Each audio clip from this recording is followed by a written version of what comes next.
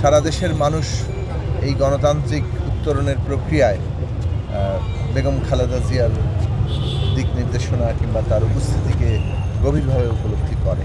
BNP chairperson Begum Khaleda জিয়ার শারীরিক অবস্থা আপনারা সবাই ইতিমধ্যে জানেন। আমি আজকে আমাদের দলের নেতৃবৃন্দ আমরা বিএনপি চেয়ারপারসন শারীরিক অবস্থার সর্বশেষ খোঁজখবর নিতে এসেছিলাম।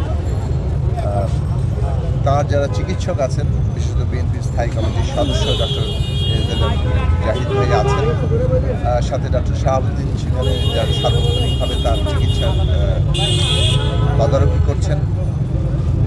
তাদের বক্তব্য হচ্ছে যে তিনি তুলনামূলকভাবে স্টেবল আছেন। গত কয়েকদিন যেভাবে ছিলেন তার বিভিন্ন ধরনের চিকিৎসা চলছে, ইনক্লুডিং ডায়ালিসিস।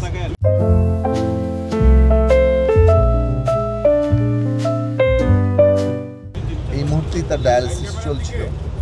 তো মোটামুটিভাবে তিনি সবাই ডাক্তাররা বলেছেন যে তারা তাদের সর্বোচ্চ চেষ্টা করছেন এবং তারা তাদের যতটুকু আশা তারা এখন ধরে রেখেছেন এবং সেই চিকিৎসাটা চালিয়ে যাচ্ছেন। সবাইকে দোয়া করার জন্য তারা বলেছেন, কেননা এটা তো সারা দেশবাসী আসলে উন্মুখ হয়ে আছেন। বেগম খালেদা জিয়া, যাকে বাংলাদেশের মানুষ দেশনেত্রী হিসেবে অভিহিত করেন, বিশেষত গত 15 বছরে যেভাবে তিনি নির্যাতন, কারাভোগ, এই সমস্ত কিছু মোকাবেলা করে ফ্যাসিবাদের বিরুদ্ধে লড়াইয়ে মানুষের আশা ভরসার কেন্দ্র হিসেবে ছিলেন।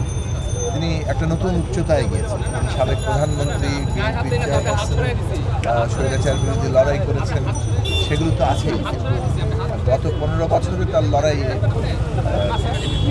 যে উচ্চতায় তিনি পৌঁছেছেন এবং বিশেষভাবে অভ্যুত্থানের পরে বাংলাদেশের গণতান্ত্রিক রূপান্তরে এখন তিনি অন্যতম কেন্দ্রীয় জায়গায় আছেন।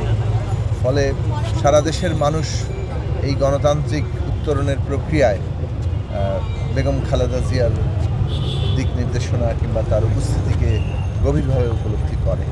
ফলে সবাই আমরা মনে করি যে সারা দেশবাসী তার জন্য দোয়া করা দরকার, আর দোয়া করছেন এবং আশা করি দেশের মানুষের ভালোবাসায়, দোয়ায় এবং চিকিৎসকদের অবশ্যই সার্বক্ষণিক যে চিকিৎসা চলছে তিনি সুস্থ হয়ে আবার ফিরবেন, আমরা সেই আশা করি।